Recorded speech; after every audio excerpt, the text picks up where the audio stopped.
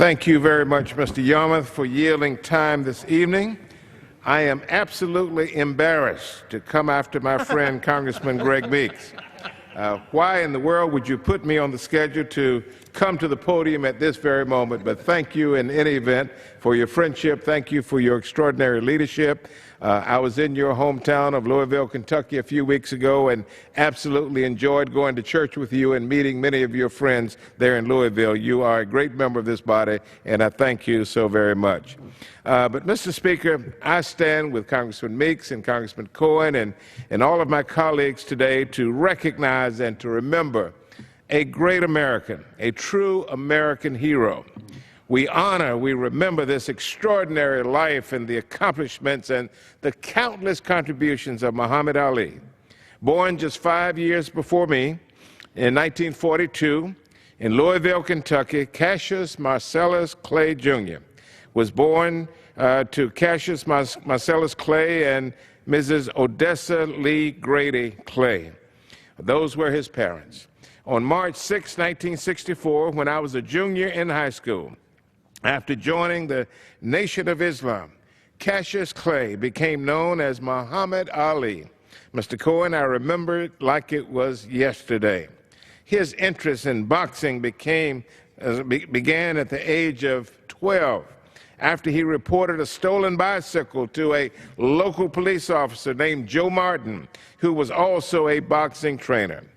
In 1959, Muhammad Ali was the National Golden Gloves Light Heavyweight Champion and National Amateur Athletic Union Champion.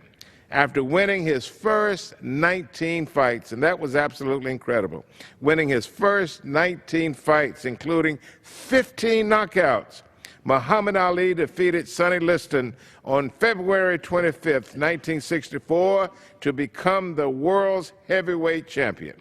Muhammad Ali would then become the world heavyweight champion in 1964 and 1974 and 1978, making him the first fighter to capture the heavyweight title on 3 separate occasions. In 1981, Muhammad Ali retired from professional boxing and dedicated his life to promoting world peace and fighting for civil rights and hunger relief and just basic human values. His humanitarian work included helping to secure the release of 15 U.S. hostages. Many of my colleagues may have forgotten about that, but Muhammad Ali helped to release 15 U.S. hostages held in Iraq during the first Gulf War, 4 hostages held in Lebanon, and conducting goodwill missions to Afghanistan and to Cuba. Muhammad Ali even had the distinct honor of traveling to South Africa to meet Nelson Mandela following President Mandela's release from prison. Ali received numerous awards in his life following his boxing career, including being inducted into the International Boxing Hall of Fame, receiving the Arthur Ashe Award for Courage by ESPN, the Essence Living Legend Award, the Presidential Medal of Freedom in 2005 by then-President George W. Bush, and the footage of that ceremony has been all over the news for the last few days, and I would encourage all of my colleagues to look at it if you haven't. He was given the Presidential Medal of Freedom in 2005 by President George W. Bush, and the Otto Hahn Peace Medal for his work with the U.S. Civil Rights Movement and the United Nations. Mr. Speaker and Mr. Yarmouth, I've used enough time this evening. I thank you again.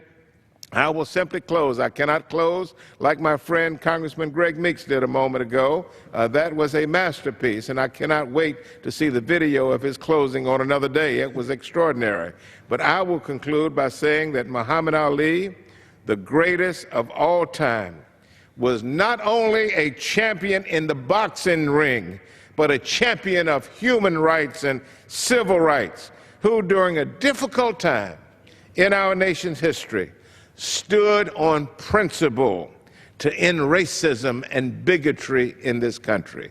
Muhammad Ali, we love you. May God bless you. May God bless your family. To the fans of Muhammad Ali all across the world, Thank you for supporting this great American, and thank you for allowing us to come into your homes and be a part of this tribute this evening.